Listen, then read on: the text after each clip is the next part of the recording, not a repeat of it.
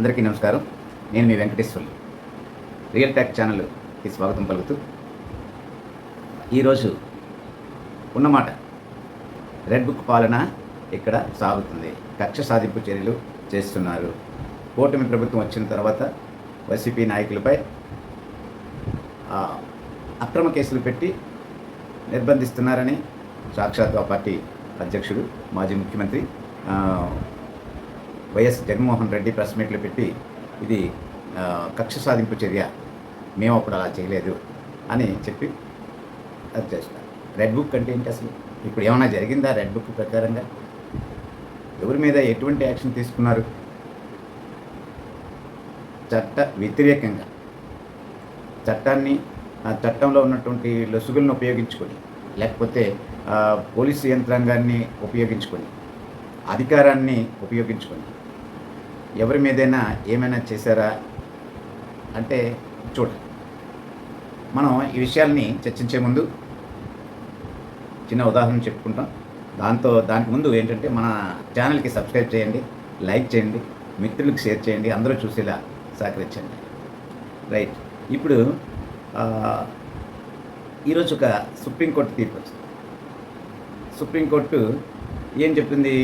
దర్యాప్తుకి పూర్తిగా సహకరించండి, సహకరించకపోతే మీకు రక్షణ ఉండదు,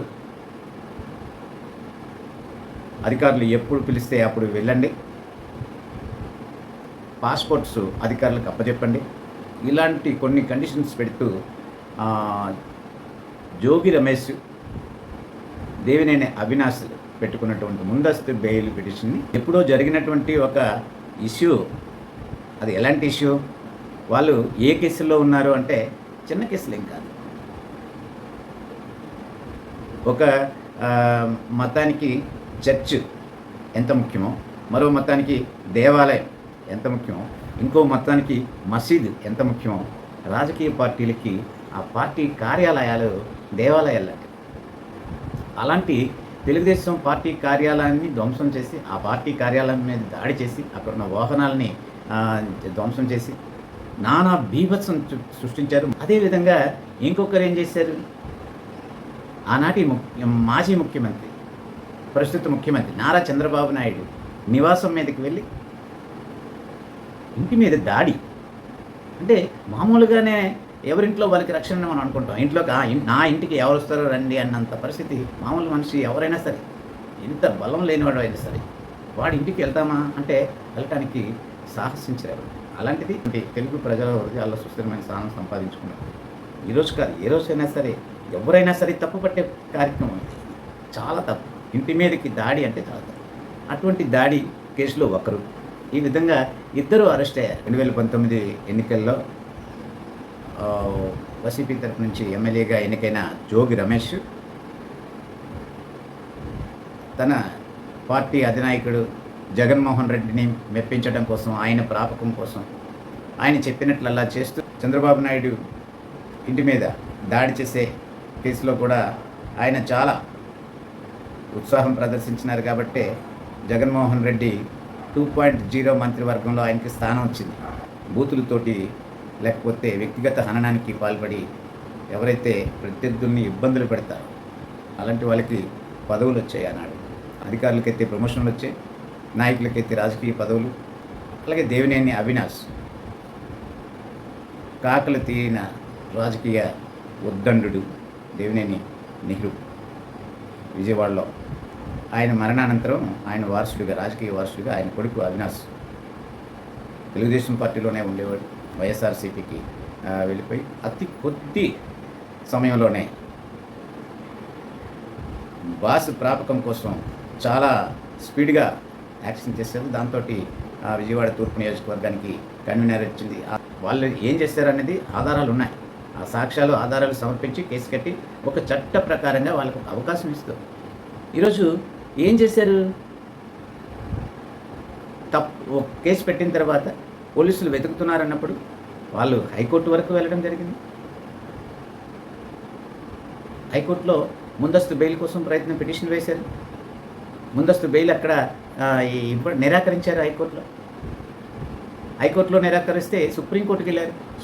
అంటే ఒక తప్పు చేసిన వ్యక్తి తను న్యాయపరంగా తనకున్నటువంటి హక్కులను వినియోగించుకునేలా ఒక అవకాశం ఇచ్చింది కూటమి ప్రభుత్వం. గతంలో అయితే ఆ సీన్ లేదు. ఎవరు మాజీ ముఖ్యమంత్రి చంద్రబాబు నాయుడికి ఆ సీన్ లేకపోయింది. ఏ ఆధారం లేకుండాను తీసుకెళ్ళి ఆ లోపలేశారు, ఉన్న పలంగా తీసుకెళ్ళారు.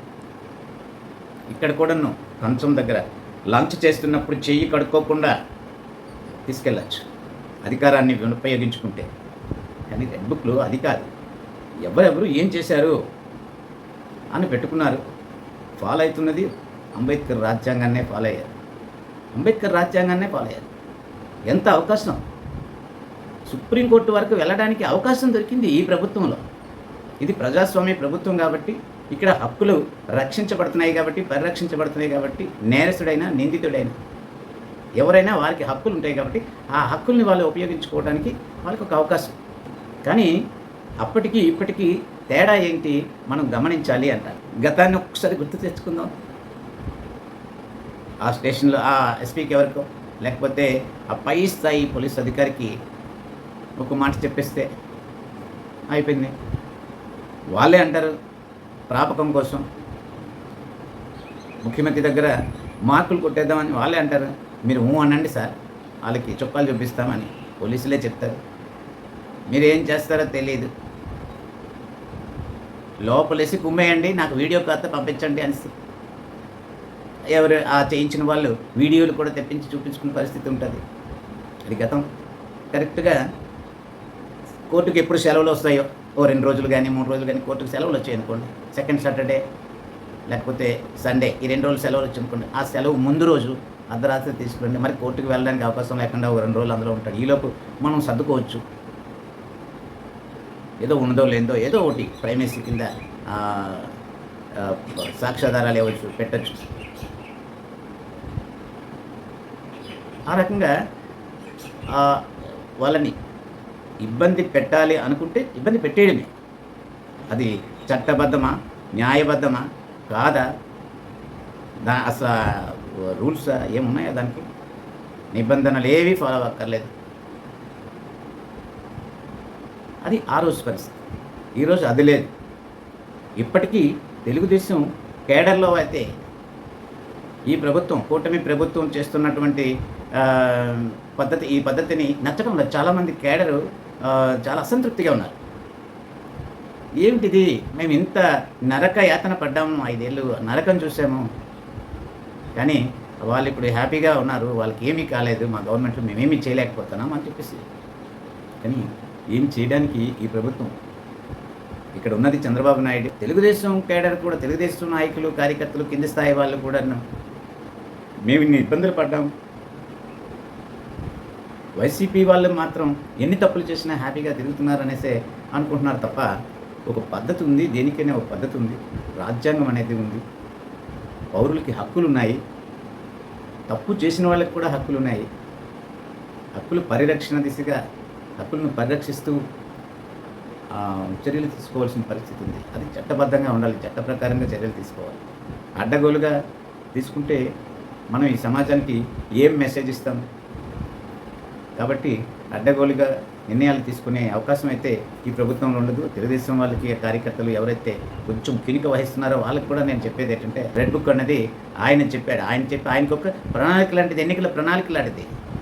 ఎందుకంటే ఎన్నికల ముందే ఇలా చూపించి, రెడ్ బుక్ని చూపించి, ఈ రెడ్ బుక్ ఉంది, ఈ రెడ్ బుక్లో తప్పు చేసిన వాళ్ళందరి పేర్లు ఉన్నాయి, వాళ్ళందరికీ చట్ట ప్రకారంగా శిక్షలు పడతాయి, వాళ్ళ మీద చర్యలు తీసుకుంటాము అని చెప్తే దానికి కేరింతలు కొట్టారు, దానికి చప్పట్లు కొట్టారు, దానికే ఓట్లు వేశారు జనం.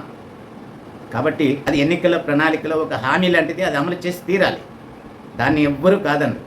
కానీ ఆ రోజు ఈరోజు లోకేష్ గారు చెప్పింది ఏంటంటే, రెడ్ బుక్ అనేది చట్టబద్ధంగానే, రెడ్ బుక్లో ఉన్నటువంటి ఏ పేరైనా అవునా కాదా దర్యాప్తు చేస్తారు, అవునైతే కేసు కడతారు, తప్పు చేస్తే శిక్ష అనుభవిస్తాడు, దాన్ని ఎవరు కాదనలేరు. ఇక్కడ ఎవరైనా తప్పు చేసిన వాడిని వదిలేయమని చెప్పగలరా? చివరిగా చెప్పడం ఏంటంటే,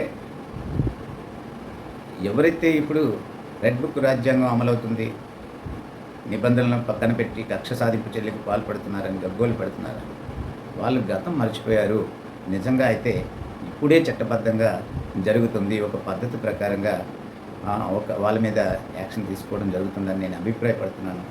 మీరు దీంతో ఏకీభవిస్తున్నారా? కాదంటున్నారా? కామెంట్‌లో తెలియచేయండి.